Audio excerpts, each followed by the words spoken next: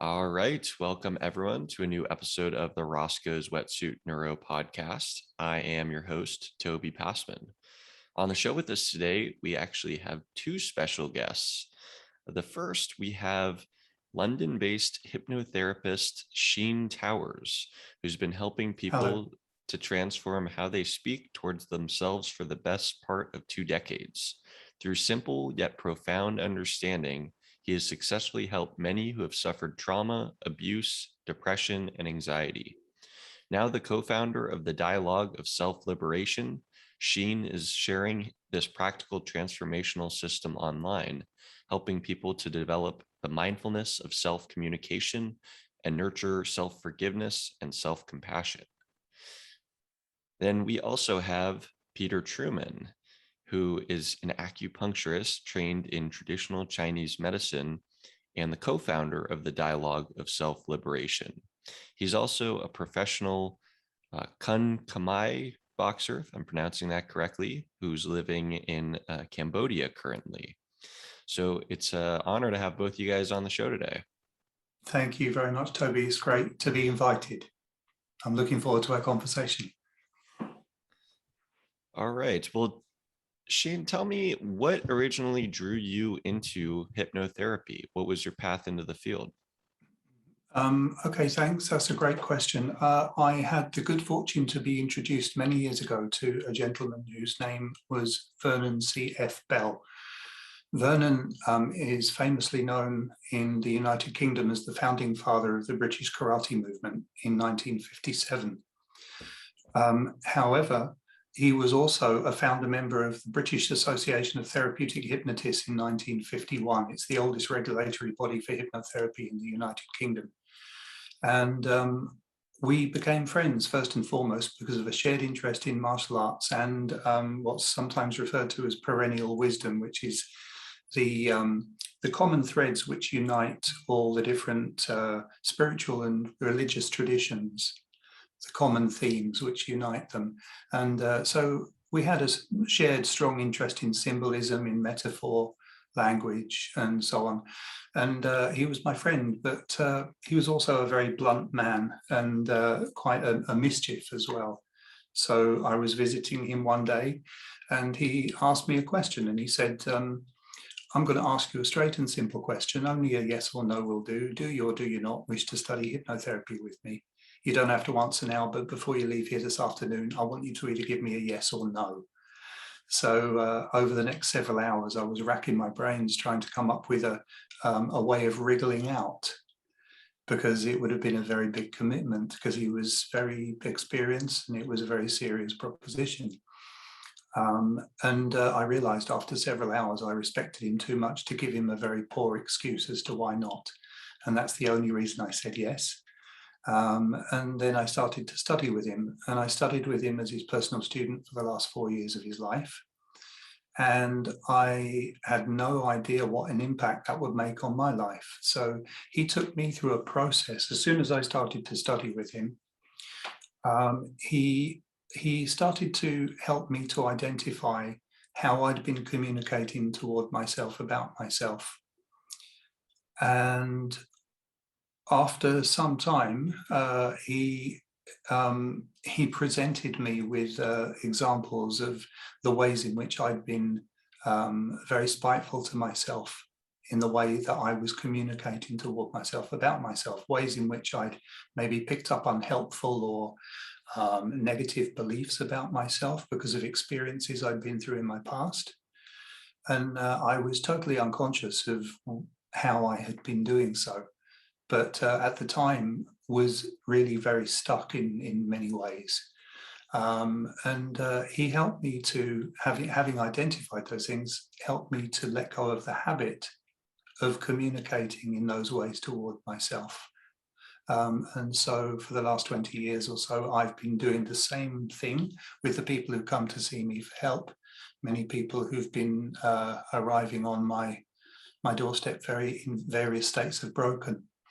I've worked with lots of people who've been through very major trauma, unfortunately, sadly, as a reflection on society, in general. I've worked with lots of people who've been raped or sexually abused, sometimes systematically over many years, people who've been through violent relationships.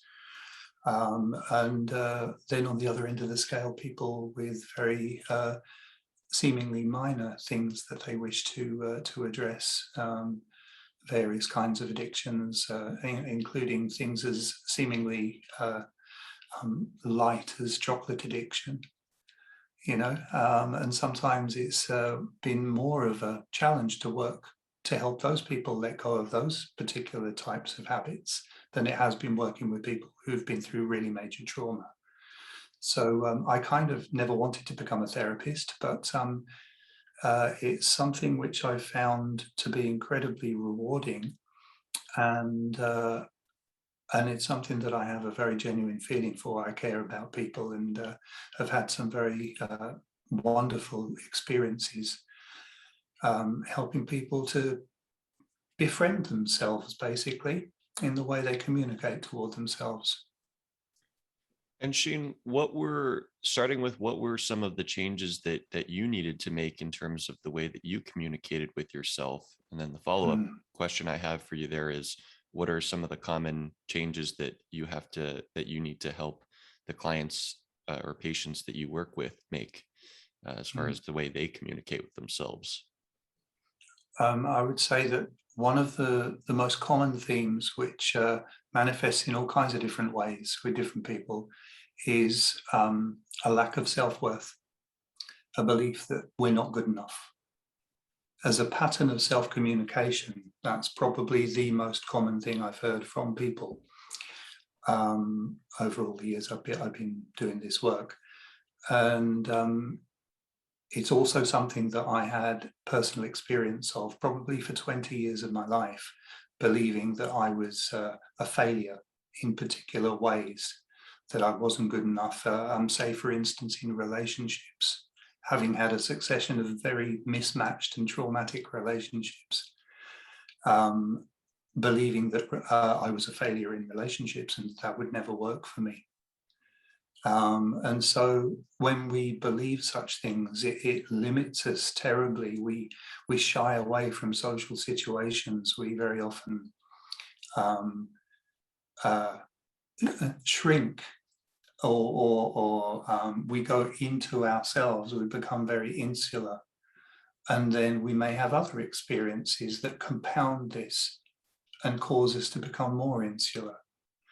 And yet, over the years, I've worked with people who've had similar kind of patterns of self-limiting self-communication and a belief that they're not good enough, or that they're also, there must be something wrong with them because something happened in their past. Maybe blaming themselves, guilt and shame and blame, self-blame for things, when actually deep down they have so much to give, but they've just gotten into the habit of doubting themselves so strongly that they've never placed themselves in a situation that might provide them the opportunity to form new relationships, or really valuable relationships, just because of a very severe lack of confidence in themselves. And what's the process like of changing these what seem to be pretty deeply rooted beliefs in terms of you not being good enough, or not, Mm. you know, if someone's been kind of telling themselves this sort of dialogue for years, or maybe their parents or society or teachers, Mm. have been telling them some of these messages that got, sort of rooted in them at a young age. How do you go about sort of rewiring the brain and Mm. rewiring those beliefs? Well, I use a lot of metaphor and symbolism in this work, and a lot of sayings have popped up over the years, and one of them being, how can we possibly let go of something if we're not even aware of what we've been carrying? And very often we become numb to the things that we picked up along the way because it's painful to look at them. So we ignore them, and we ignore them so well that we forget we're even carrying them, and we believe that the things we've picked up, that heaviness, is us. We believe we're heavy, but it's as a result of the things, the ideas, the negative self-limiting or self-abusive ideas we may have picked up along the way because of things we've been through in the past. So the first day I went to study with Vernon, the very first thing he said to me, pretty much word for word, is this. He said, if you want to feel better about yourself and the life you're living, then the first skill you're going to need to acquire is the skill of listening to what are you actually saying to yourself from moment to moment. And is what you're saying to yourself in your mind an example of replaying an old hurt, a hurtful memory, or imagining a variation on that memory? If only I'd have said this, if only I hadn't have done that.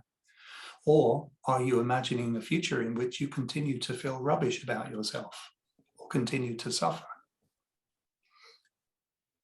So in order to let go of those habits, we first have to develop the ability to listen to what we've actually been saying to ourselves, or what are we saying to ourselves from moment to moment in real time. So the first skill we need to acquire is we refer to in the dialogue of self-liberation, which is the name that we give to this particular work, is developing the mindfulness of self-communication, to become aware of what we're actually communicating toward ourselves about ourselves from moment to moment.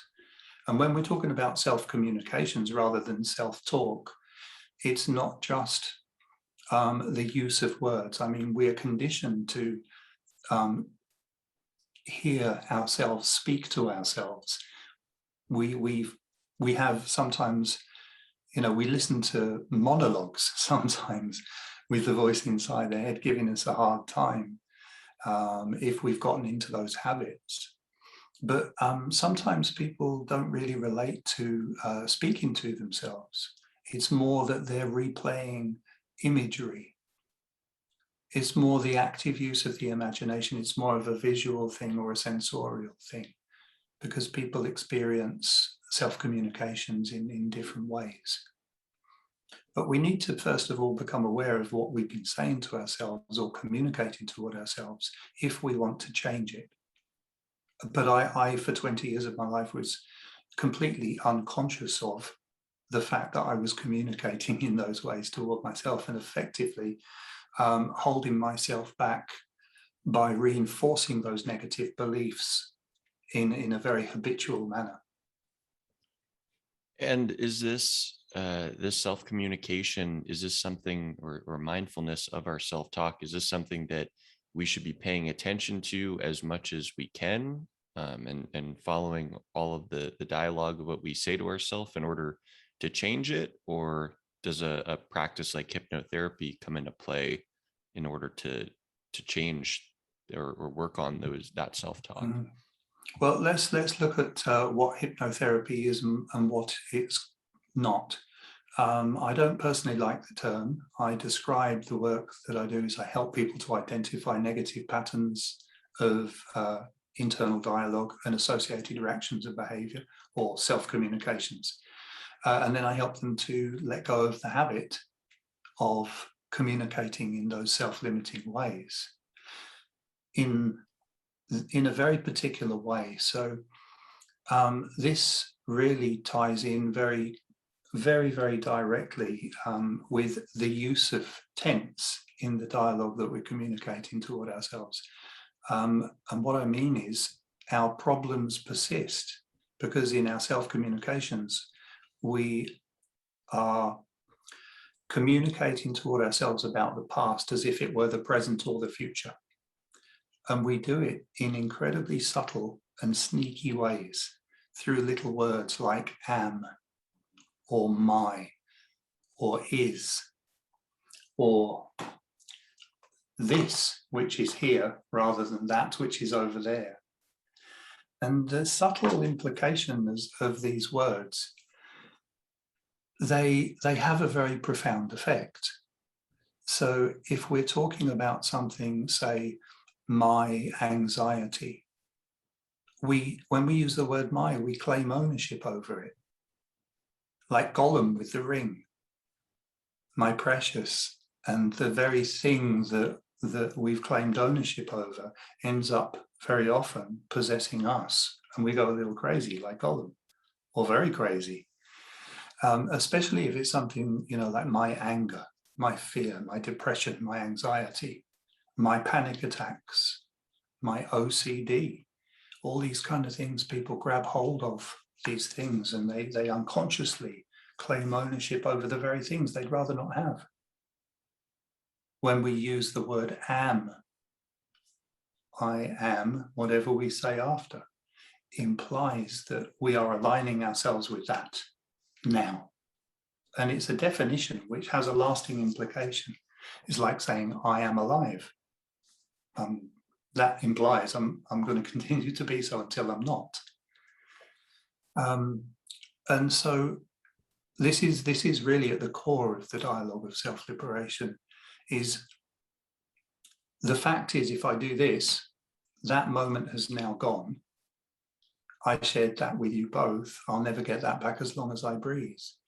If we've been through a trauma in the past, or an upset or a disappointment, if we've been abused in any kind of way, but we communicate about it to ourselves or to anyone else who'll listen when we're talking to them about our problems, I guarantee you, until people have learned how not to do so, they talk about the past as if it were the present or the future. And every time we do this, we drag those old feelings into the present moment and we revivify those experiences because we're talking about them as if they're here now. I feel, I am, I can't. And then we project them into the future unconsciously by saying, I'll never. Why does it always happen to me? Why can't I ever manage to? And so in our imagination, we're imagining a future in which the same things always happen. Why does it always happen to me is a classic example of the kind of things people say all the time. What's wrong with, there's a very dear friend of mine who once said to me, she said, what's wrong with me, Cheyne? I always attract the wrong kind of guy. And so she'd go from one wrong mismatched relationship with a big traumatic bust up to the next. And then she came back to me and said the same thing. I've done it again. What's wrong with me? I always attract the wrong kind of guy. And so I had to kind of take her to one side. She actually knew my teacher, Vernon, and took her to one side and we did some work, and she's in a very different place now. Because, when we realize the responsibility that we have toward ourselves in this way, it can be really quite shocking. It certainly was in my case. It shocked me to my core when it was pointed out to me. Just the extent of how I'd been communicating about the past as if it were the present or the future. So it sounds like the words in which we're using to describe our situation or ourselves, if we're using certain words that can sort of trick our minds into thinking that we're forever going to be like this, or whatever way we were in the past, that's going to continue persisting, despite the fact that we're obviously dynamic and evolving and always changing. But I guess it sounds like with the language that we use, we can sort of trick our minds into thinking that we can't evolve or heal ourselves. Yes. Is that? Yes, absolutely. Yes. Please go ahead, Peter. Yeah, I was actually, Toby, what you just said there is at the very core of the dialogue of self-liberation is the ways in which we communicate towards ourselves. And our experiences of the world, we respond to our perceptions, not like the reality of what's out there. We respond to how we perceive reality. And actually, there's quite a body of research which shows the words that we use, the ways in the words that we choose to use to describe our experiences. Not only are they descriptive words, but they actually supply content to those experiences. So when the words we choose to use, they determine our emotional experiences and perceptions of the events which are happening to us, and the experiences that we're having in any moment. And there's a researcher called Ethan Cross, I think at Michigan University, and he did some very interesting work where he had people change single words in their inner monologue, in their internal monologue, when they were going through stressful situations. And in this case, he had them change when, instead of referring to themselves in their inner monologue, he instructed them to instead of say I, to use the third person or to use their name. And it caused for them a perceptual distancing between them being stressed and then and then when using the third person, it was as if they were describing another person. And so the feelings in themselves lessened, and they were actually able to perform better at stressful tasks. The task in question was public speaking. So it just goes to show that even a subtle shift of a single word in our inner monologue, in our communications to ourselves, in our inner chat, can change so much, change our ability to engage with the world in general. And researchers have also shown that changing to use the simple past tense when we refer to our experiences also creates a perceptual distancing and allows us to moderate our emotions and feelings of those experiences better. So it's exactly that. The words that we choose to use to describe an experience actually create that experience for us. That's some real fascinating research, Peter. When it comes to changing the words we tell ourselves, I mean, do we know as far as how long of a process this takes? I mean, if we're consciously choosing to say in that situation, say a different word, and we're paying attention to our usage of our words in that kind of self monologue, it seems like that's a great way to begin the process of changing the way we relate to ourselves and to the world around us. But if we were then to just continue about our day-to-day lives, I would think we would revert back into kind of the old patterns of the way we've been doing things all of our lives, some of us all of our lives. So is there any research you're aware of that does it give any sort of time frame as far as how long it takes for some of those changes in our language to then kind of become who we then New neural traits. Exactly. Yes. Well said. Yeah. Well, I would say from experience, I don't know about scientific research results personally, but in my experience, the understanding of where the work is or what the work is to be done can be very thoroughly understood within the space of, I would say, working with the principles in a graded manner over 5 weeks is and I would say an average really of how I've managed to work with people over the last 20 years. And from then on, part of the work is about developing self-forgiveness and self-compassion. And how can we become compassionate if we haven't first forgiven ourselves for having not known how better to deal with things in our past? So we have to first understand the value of self-forgiveness. Therefore, we can become genuinely more forgiving toward those who may have hurt us in the past. And the same goes for compassion. But when we are working in this manner, it's not about being goal orientated, it's about being process orientated. So rather than thinking of it as something that it's going to take this long, if instead we look at what is this process about and what's the value of engaging in this process in an ongoing way, in which case it becomes something which we choose to continuously explore more and more deeply as a process. And the more we do, the more sense the process makes. So we naturally become more skillful rather than thinking of a destination we want to get to, and then we've got it. Do you see what I mean? It's a much gentler approach, and I feel it's a much more advantageous way of gaining in the skill of this work.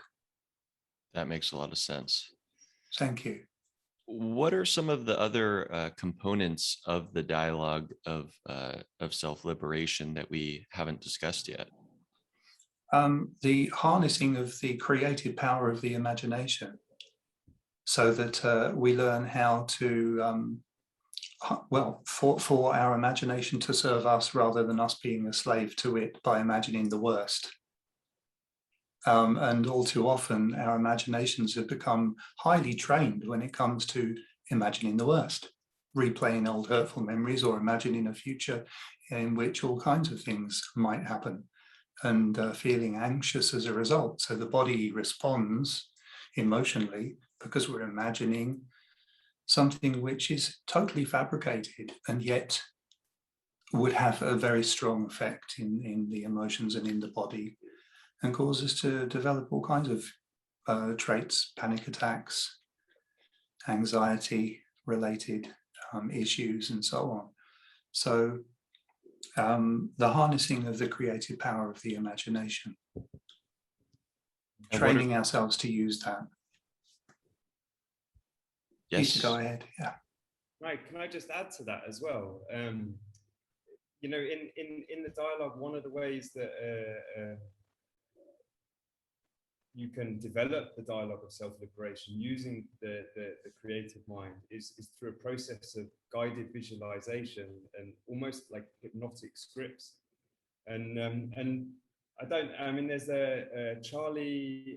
Andrew Huberman and David Spiegel. I think they're researchers at Stanford University, and I know David Spiegel did a lot of research on hypnosis. And it seems that when you're in hypnosis, you're in an incredibly focused but relaxed state. And actually, this is a prime situation to stimulate neuroplasticity, right? And changes in the brain, and for the brain to begin to adapt and change from the attention and the things you've been focusing on the rest of the time, right? When you're consciously walking about and engaging and focusing on different things. And the use of these hypnotic scripts can help us to refine these processes and adopt these perspectives. And really, with the dialogue of self-liberation, it is sort of one perspective. We talk about the words in self-communication, but it really is this perspective of we're alive now. And identifying and understanding how to practically let the past be the past and no longer bring it into the present moment. And so these sort of hypnotic scripts and visualization exercises and guided contemplation processes are very, very useful for practicing this skill and adopting the skill. So we talked a bit about the imagination, and I wanted to just kind of go a bit further and explore how that affects just everything about our daily lives, and maybe also touching on, I don't know if you guys pay much attention to dream states and how our dreams, when metaphors and analogies were talked about earlier, first thing that came to mind was sort of dream interpretation. And I wanted to just get your guys' take on what's taking place, while we're asleep, in addition to, what we're daydreaming, and what's going on in our imagination, and how that just affects ourselves. Well, I think there are distinct types of dreams. I'd say the majority of them are somewhat brain garbage. We kind of process all kinds of things in the day, and then at night we kind of, we have to throw the trash out, and they're not particularly deep or meaningful. Then there are other ones which may have more of a deeper meaning. We may have been through experiences that cause repetitive dreams. So, it's like we're replaying things or variations on themes that emerge in our dream life. Um, and sometimes those can be very detrimental to our well-being if we haven't processed the experiences we've been through. People having recurrent nightmares or um, very, very traumatic or upsetting dreams. I've had those myself in the past on many occasions. And then there are those dreams which come from somewhere else sometimes. They kind of brand themselves on the memory in such a way that we never forget. Have you ever had any of a dream, such a dream, Toby, where you'll never forget that dream? Yeah, I definitely have one specifically that it was very interesting. Basically, I had a dream. It was almost, I guess, foreshadowed what was about to happen the next morning, or maybe it was happening as this event was happening. I'll just give a little context. So this was as a child, I had a dream that our car got its window smashed in. And then I woke up the next morning, ate breakfast, getting ready for school, and walk outside. And that window that I had dreamed was smashed in was actually smashed in. Mm. I'll never forget that dream. I don't know if maybe I heard the sound of a window getting smashed, and that, triggered my imagination in, to dream of that situation occurring, but I will never forget that dream. So those kind of instances imply that our consciousness sometimes is capable of perceiving things beyond our normal perceptions. Yes. Yeah, it's very fascinating. Um, I wanted to ask you, Peter. I had noticed that just reading your bio that using using the dialogue of self-liberation, you talked about how it's enabled you to pursue your dreams free from harmful self-doubt. I just kind of wanted to ask just how that's played out in your life, and what changes you've noticed since implementing the program. Yeah, sure. So Cheyne and I have been very good friends for about 14 years, actually, and we lived in London, close to one another. And Cheyne used to teach qigong, and I was a martial artist, and I was studying acupuncture at the time, and I attended his class, and we became really good friends, and we had a shared interest in this work. And Cheyne helped me with various things. We didn't go too deep, but he passed on some wisdoms to me, and I did some acupuncture for him, and everything was great, and we built a very good friendship. And then not a lot happened for sort of the next 10 years, and I found myself out in Asia with my family and my wife and kids. And unfortunately at the time, fortunately now, it's been a very powerful experience, but unfortunately at the time my relationship was breaking down, and we were having tremendous communication problems between us, and it became quite toxic, actually, the situation. And it was a very difficult time, actually. And we had different communication styles, and we needed different things. And I'm a very energetic and forceful, and I don't want to use the word argumentative, and I should be careful. I am, but at the time I had a very almost strong, almost argumentative way of trying to communicate, and my partner had the opposite. So that almost aggressive way of speaking would cause her to shrink into her shell, if you like.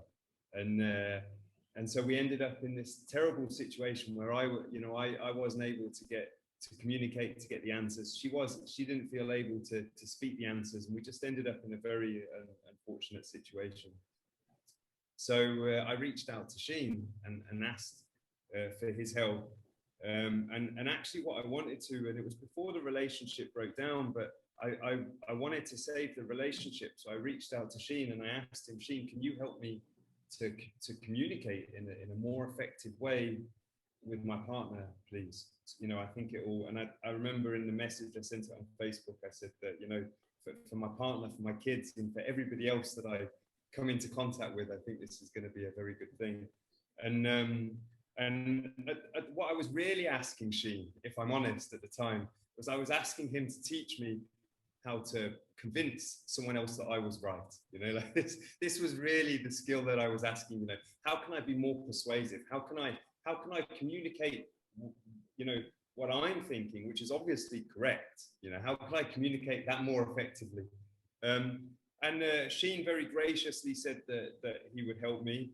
And he knew I was quite entrepreneurial. I had a few different businesses in technology and acupuncture and these things. And he said, well, I'll help you to do this if you come on board and you help me to put the work that I do in one-to-one therapy into a system so that we can share it with more people. And I said, yeah, sure. And when what I was expecting didn't happen, and what Cheyne actually started teaching me was how I had been communicating with myself, and how that had been causing the challenges that I'd been facing in my relationship, and it was really informative. So rather than directly teaching me how to communicate with other people, it started with, you know, how am I perceiving and referencing this situation towards myself, you know, and actually the relationship did break down, you know, like shortly after. Cheyne and I had been working together for about a month, and it became apparent that the right thing was for us to separate at the time. And my partner, she went back to the UK, and I stayed on here in Asia. And Cheyne continued to work with me through that time, and that was possibly, I would say, the most traumatic experience of my life, because, you know, my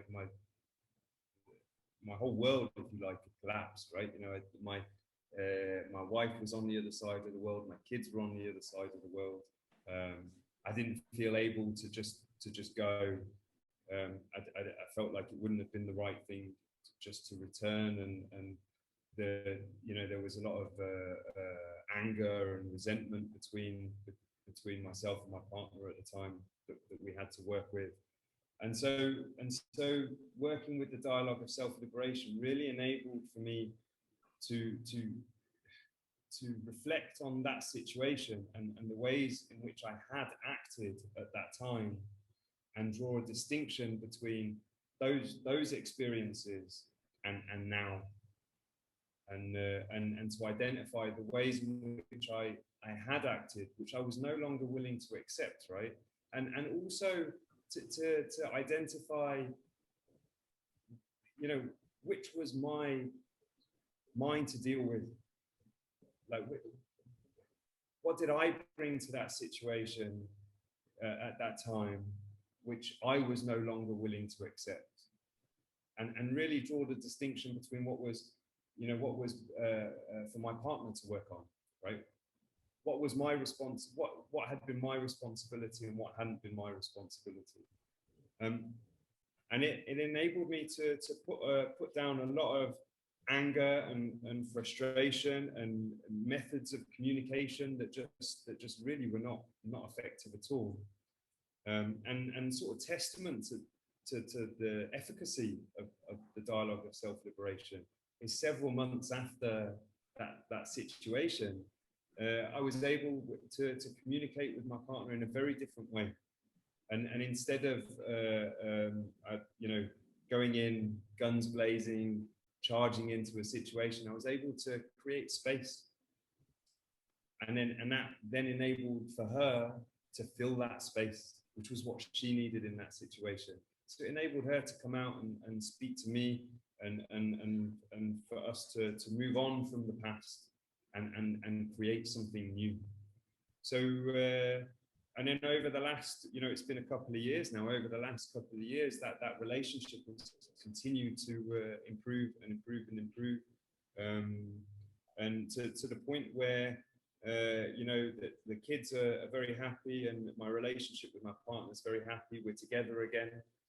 At the moment, I'm still here in Asia, and she's in the UK, but we've spent time together, and we're going to be together soon, more permanently. COVID's obviously made things a little bit challenging for a few months, but it's completely revolutionized, my experience of myself. It's allowed me to put down experiences of jealousy and anger and frustration and blame. It's allowed me to forgive myself for the ways in which I communicated with her that are just not okay. They weren't okay, And although there are, it wasn't abusive, it certainly wasn't physical or anything like that. But it really wasn't. There were ways in which I spoke to this woman, right, like the mother of my kids, this person that I love, in really unacceptable ways, and it enabled me to forgive her as well, and then to allow for her to change, because I wasn't saying, you do this, you always do this. It allowed for the space for her to grow in whichever way that she wanted, And she came out after, it was about 12 months after we'd separated, and we'd been communicating for several months in this new way, and she shared with me something that she had been struggling with for many, many years, right? Something very, very difficult that she had found very challenging for this time, that she had finally been able to put down, right? This experience, these patterns that she'd been engaging with since she was a kid, since she was 15 or 16. And I had no idea that had been her experience, and the shame that she had felt while we were together, and that she'd been battling with this experience as well.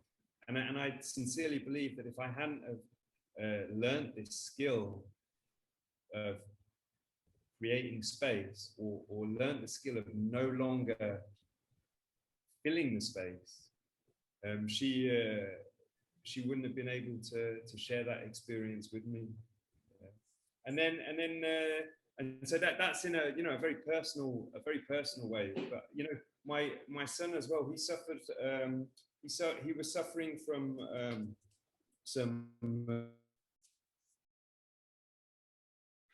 Oh, that's a shame. Patterns of anxiety over certain. And what's that? You just froze there for a moment. You're back with us now, mate. Carry on. Oh, sorry about that. You said that he was suffering from certain patterns. Oh yeah, he was suffering from certain patterns of anxiety, and he about many different things, and he was, at the time, he was really struggling with them, and using the principles of the dialogue of self-liberation, I was able to speak with him, and he created his own metaphors for the dialogue, which he called the walls of icky sticky. He imagined these patterns of anxiety to be these barriers that were in front of him, and he was then able to find ways to pass those barriers and leave them behind him. And this metaphor enabled him to do so many things that he hadn't been able to do. And then the more he did them, the more comfortable he felt in doing them. And it's not to say that he no longer has anxieties, we all experience anxieties for very good reasons, right? Anxiety can be a very useful thing, it alerts us to things we need to prepare for. But now he has a tool which he created himself, which is actually the structure of the dialogue of self-liberation, which he uses to push past limiting anxieties which aren't serving him. And I think that's a really important thing about TDSL, as we call it for short, is it's about identifying those things which that haven't been serving us, and letting them go.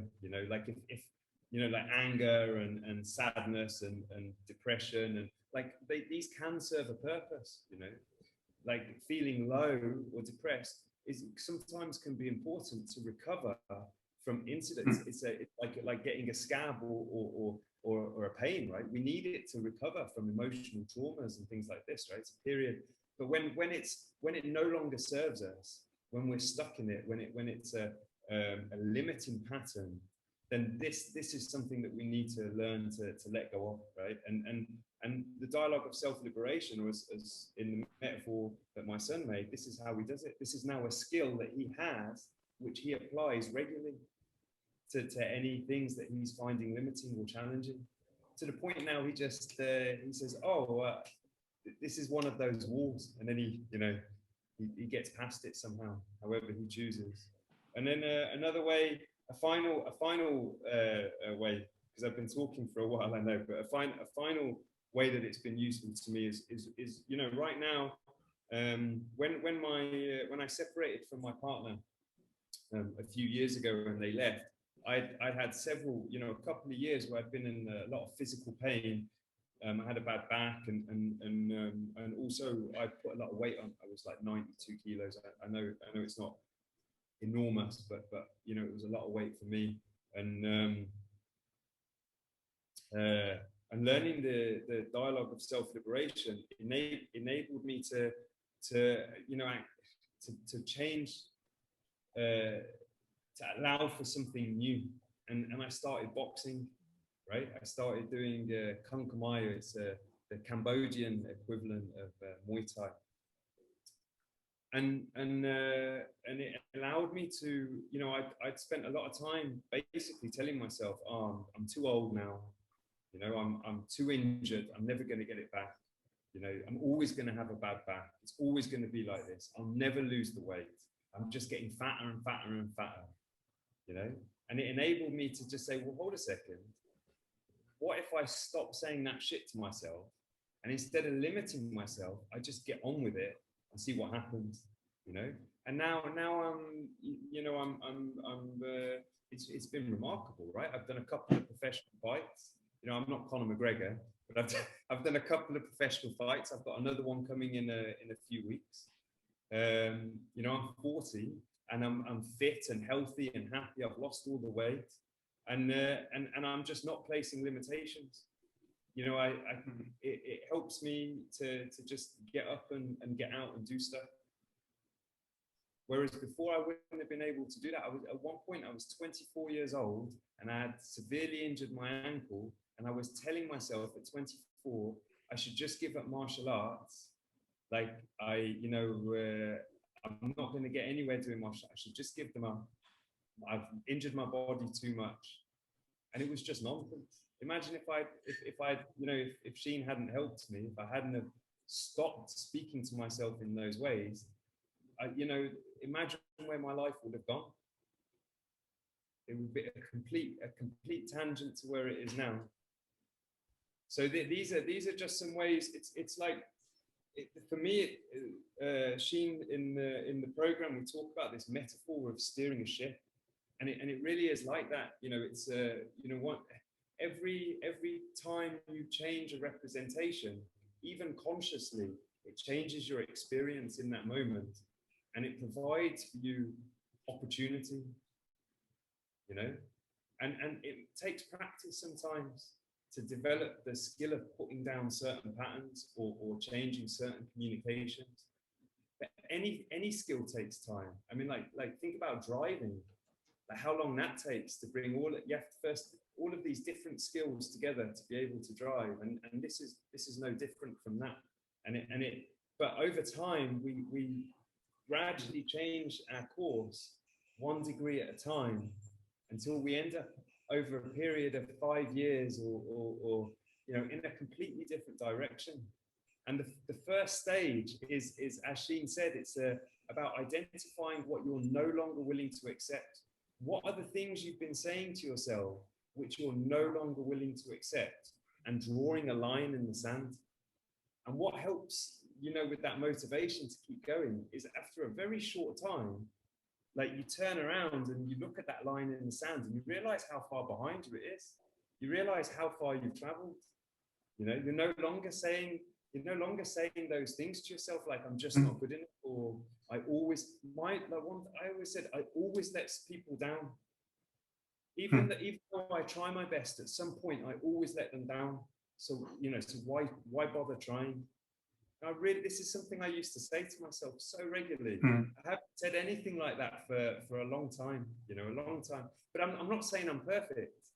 You know, I said something earlier today, right? And then caught myself in this conversation. But I'm just saying that it's become far easier and a far lesser experience for me to communicate in those types of ways, or to not acknowledge when I have, you know. And it's like one last thing. I'm on a roll, I apologize. It's like an onion, you know, like at first it starts off with the obvious things, I'm just not good enough, or I always do this. Why does that always happen? You know, these are the ones that stick out. And then you start to work with those, and they sort of, you get better at them. You get better at like no longer engaging in them, the skill of no longer doing them. And then you notice something else, and you're like, oh, yeah, I've had this impression of myself that I'm just like this. And then it goes a little bit deeper, and it sort of never ends. You're always discovering these new ways that you can liberate yourself from limiting patterns. And it just keeps on. It's like this ongoing experience of life, right? It's like martial arts. And for me, it is like martial arts. You know, you never get to a point, you know, where you've learned everything there is to learn. It's continually evolving, and this is the same thing. You know, over time, you just get better and better and better at it, and it becomes easier and easier and easier. Was there something that you wanted to add to this, Cheyne? I'd like to ask a question going back to you, Toby. What does it take to really implement or develop the new neural trait to be able to digest the information and absorb it, and for it to become like a default? I would ask you, do you drive a car? I do. So when you were learning how to drive, how long did it take you before you didn't have to think about what you were doing? And is there a clear line there? Yeah, there was definitely a significant amount of time that it took, especially since it was an automatic, or rather a manual car that I learned to drive, a stick shift. So Yeah. there was a significant learning curve there. And yeah, from the time that it took to actually to get the car even, you know, in motion, from being able to get the balance right of pushing down on the gas pedal and pulling off the clutch, to being able to fully drive the car without thinking about it. I mean, gosh, probably months. And yet now, I bet you don't even think about it, do you? You just get in the car and it takes you where you want to get to. And in between, you haven't even thought of all of those things that you've done, paid attention to, and been mindful of to a very fine degree of skill. And yet you just get in the car and next minute you're where you want to be. It's the same with this. It's the same with any real acquisition of any skill. One of the, you know, because both myself and Peter share a strong interest in martial arts, and so we've kind of borrowed some terminologies from that, from those practices. And you know, one of the very old Chinese sayings is, where the mind leads, the chi follows. So if we fixate on a particular idea, over time we become skillful at that thing. We pour our energy into that mold, if you like, and we become that shape. We align ourselves with those kind of thought forms and ideas. But if we're training a skill, you know, the more we practice, the better we get. And if we train in the skill of no longer communicating in self-limiting or self-abusive ways toward ourselves, the clearing away of the clutter purposefully, then that skill develops to the point where it becomes a default. So one of the other metaphors that Peter hinted at earlier was the work is about reclaiming control over the helm of our own ship. the helm of our own thinking, our own self-talk, our own emotions, and our own reactions to things. So rather than, because like for instance, Toby, your ship is yours. It doesn't belong to anyone else in the whole world. It's yours to claim for yourself. Or sometimes when we've been through difficult times, traumas and upsets, we've gone, it's all too much, I can't cope, and we let go of the helm. And then of course it's either not being steered by anyone and it veers off toward the rocks, or maybe sometimes other people want to seize control of the helm and kind of steer us toward the stormy seas or whatever. So very often it's about a purposeful decision that we need to make. It's like, am I fed up of experiencing things as I have been? And if so, am I prepared to enter into a process that helps me to learn how to become skillful at no longer doing that? This has been an awesome discussion. We're coming up onto the end of the show, but before we wrap up, is there any kind of closing thoughts that either of you have related to anything we've discussed today that you feel like would be good to leave the listeners with? One thing I would really recommend people do is to contemplate the value of developing the mindfulness of self-communication. What have you actually been saying to yourself or communicating to yourself about yourself? Have you been speaking about the past or communicating toward yourself about the past as if it were the present or the future? And if you're fed up of the experience you've been having, then and you would like to learn how to change that, then the best thing I would recommend is for people to check out the programs that we have on the Dialogue of Self-Liberation website. And it's in a very easily digestible and practical format for people to acquire the same understanding that was passed on to myself by my teacher, and that I've been working with people for over the last 2 decades now. And we all have the capacity to change and grow and learn new skills. So this, I would really recommend if people want to learn how to change the way they communicate toward themselves and to learn how to befriend themselves rather than be at odds with themselves in their self-communications, then this is a really valuable skill to acquire, and it becomes a life skill, which once we've acquired it, we carry it with us through the rest of our lives. Any closing thoughts, Peter?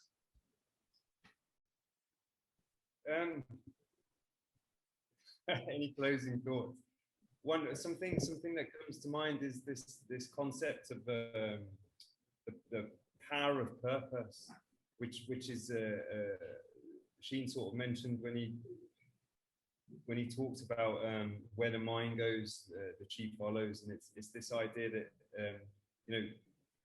purposefully paying attention to what we're communicating to ourselves from moment to moment. Purposefully deciding what's okay, what we're willing to accept for ourselves now, and purposefully committing to developing the skills that we want to learn. Right? It's with our focus and purpose that we stimulate our brains to pay attention. We stimulate neuroplasticity. We stimulate our learning faculties. And so I think this is fundamental. If you're sick of something, or you want your experience of life to be different, then pay attention and use this power that we all have, right? It's the power of our focus and the power of our purpose to make something, to make changes. Well, if people want to get a hold of either of you guys or find out more about your guys' work or actually participate in the Dialogue of Self-Liberation program, where would you guys direct people to? learntdsl.com is the website address. Great. And for those listeners who enjoyed the show today, go ahead and like and subscribe to our YouTube channel where Ross Goes Wetsuit Neuro. Also, go ahead and subscribe on whatever podcast audio platform that you use, whether that be Spotify, Apple Podcasts, Stitcher, or any of the other ones. We are on them all. Again, guys, I wanted to really thank you for this discussion today. This was really fascinating, and it was a pleasure having both of you on the show. Thank you very much for inviting us, Toby. It's been a pleasure as well. Thank you. Absolutely. Right.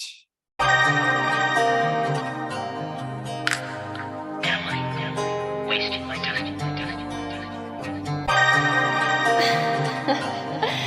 You just can't help yourself, can you?